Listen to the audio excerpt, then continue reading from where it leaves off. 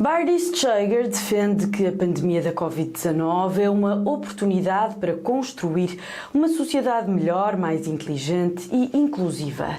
A Ministra Federal da Diversidade, Inclusão e Juventude falou recentemente connosco. Acompanhe a entrevista. So today we have with us Bardish Chagger, Member of Parliament for the riding of Waterloo and Minister of Diversity and Inclusion and Youth. Ms. Chagger, thank you so much for the opportunity of talking with you. We have many interesting topics we would like to talk with you about. So let's begin by talking a bit about the Canada Student Service Grant that was recently announced by the federal government. Can you tell us what exactly this grant is? So basically, there's many students who volunteer and give back to community. And right now, because it is an unprecedented and challenging time, many young people have stepped up. They've rolled up their sleeves. They've helped bring groceries to their elderly neighbors. They've been keeping in contact with their family and loved ones online, virtually, rather than physically, respecting the importance of physically distancing. So the Canada Student Service Grant is an opportunity for young people to give back to their communities through service, through volunteering, and then receive a grant from the Government of Canada. Mm-hmm. Examples are being a mentor with Big Brothers or Sisters, being an online tutor with Pathways to Education, teaching young kids how to code. So the skills that young people have, students have, for them to be able to practice and build upon those skills by teaching another generation and giving back in their communities. Mm-hmm. It's interesting. You talked about coding. And recently the government of Ontario announced that provincial schools will now teach first graders coding and also financial literacy to better prepare them for the jobs of the future. How do you see this decision? Do you agree with it? So I would say that Canada is a federation. Every level of government makes decisions, and they are elected to make those decisions. For me, I believe that coding is important, and that's why under the leadership of Justin Trudeau, Minister Baines, the Minister of Innovation, Science and Industry, we had put out a massive investment to ensure that kids would learn how to code through the Can Code program. We really focused on underrepresented communities and women, young girls, and also rural remote areas to make sure that this language of coding would be available to young people from coast to coast to coast. And let's talk a bit about the pandemic a bit for now. How do you evaluate the impact of this crisis in the Canadian youth? I would say that COVID-19, this global pandemic, has impacted every segment of the population. There are certain parts of our population, though, that have been disproportionately impacted, the most vulnerable, and youth are no different. Youth have been impacted, and there's a lot of anxiety out there. It's a very uncertain time. Young people are worried about their futures. They're worried about, post-secondary schooling. Will classes take place? Will they not? Will they be able to cope with the new reality?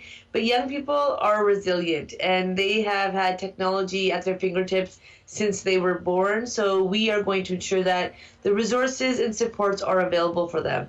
So we came out with the Canada Emergency Student Benefit, which is $1,250 per month for students returning back to post-secondary or recently graduated. If students have dependents or a permanent disability, they can receive an additional $750 a month.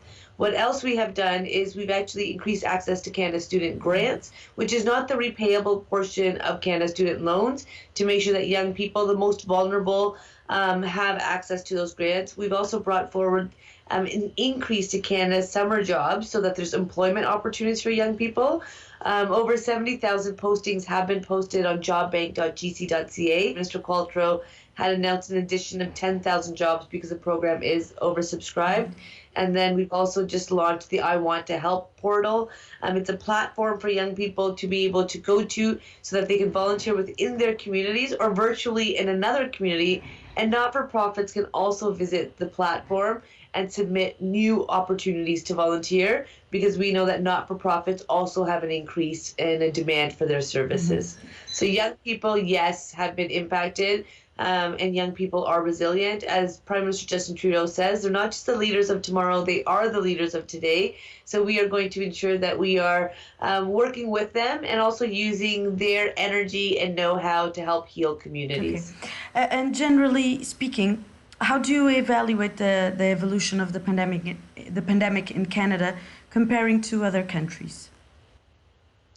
Our focus has always been the health and safety of Canadians, whether Canadians at home or Canadians abroad. And our government from day one made sure that we were making decisions based on science and evidence. And so as a government, we brought out support plans because we needed Canadians to stay home. So we brought forward the Canada Emergency Response Benefit, working with Public Health and Dr. Tam, and now also making sure that we are working closely with provinces and territories, regions and municipalities. We brought forward the Immunity Task Force so that we can ensure that Canada is ready to respond and has the PPEs as well as the data necessary to make sure that our response is not only quick, but effective. So let's talk a bit about important days, namely the Canadian Multiculturalism Day that happened recently. How important is it to celebrate this day, generally speaking, but specifically during these difficult times? Canadian Multiculturalism Day is a really important date because in Canada, diversity is our strength. And so it's important that we celebrate the strength of our diversity, of our multicultural fabric, and also acknowledge the many people who have immigrated to Canada and have helped to build and make our country even better and stronger. So everyone has immigrated to Canada at some point, unless you are Indigenous. And that's why Prime Minister Justin Trudeau says our relationship with Indigenous peoples is the most important relationship, because we know historically we have not always gotten it right. So we want to build upon and make sure that we have a true nation-to-nation relationship. As for anyone who has immigrated here, everyone has come to contribute and to help make our country stronger. But what we see is that we have a lot more work to do. So this is an opportunity to really acknowledge and celebrate the progress we have made, but to also remember that progress is not the goal. So let's keep working together. Let's keep building a more inclusive and prosperous and better Canada. Regarding these topics, we had a really interesting conversation recently with a Portuguese specialist on migrants that told us that Canada is nearly perfect when it comes to integrating immigrants, but there's still a long way to go. And this is particularly visible now during the pandemic, as we see the number of infectious rising among migrant workers, for instance. So is the federal government planning to reinforce the protection of these communities? I will tell you, anyone in Canada, their health and safety is definitely our priority. And that's why we have put measures into place to ensure that proper screening and equipment are available.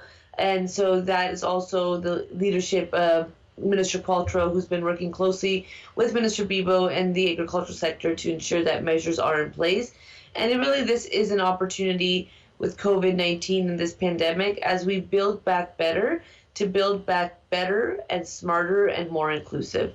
So yes, this is definitely top of mind. Still about important days. The Pride weekend was also happened also recently. How did you celebrate this day? Pride season is here, and June kicks off. The beginning of June kicks off Pride season, and so I participated in conversations online. We made phone calls.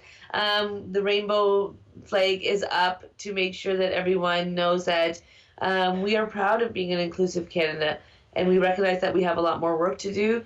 And so we will continue working with community. And one of the great things that our government is doing includes capacity funding for LGBTQ2 communities to ensure that those programs and resources and services that they offer, actually that they have a foundation to continue providing them.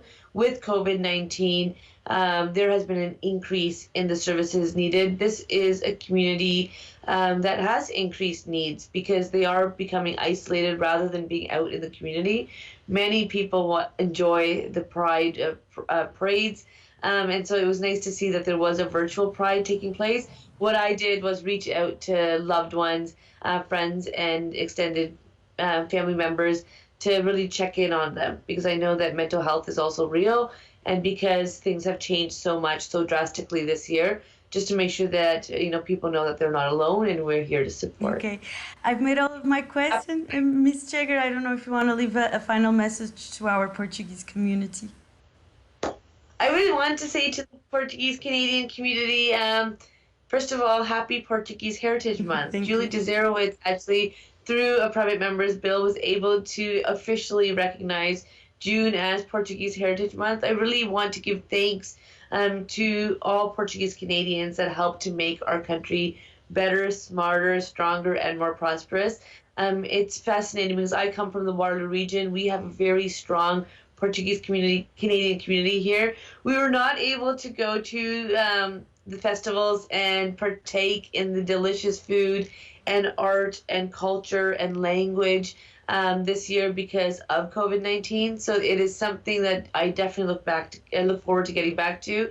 And I really am thankful for your many contributions and all the opportunities you provide, whether it's social fabric, economic fabric, political fabric. So please know that on behalf of Prime Minister Justin Trudeau and the government of Canada, and especially on behalf of myself and all our stakeholders, happy Portuguese Heritage Month. We look forward to continuing to work together. Please keep well and safe and take care of each other.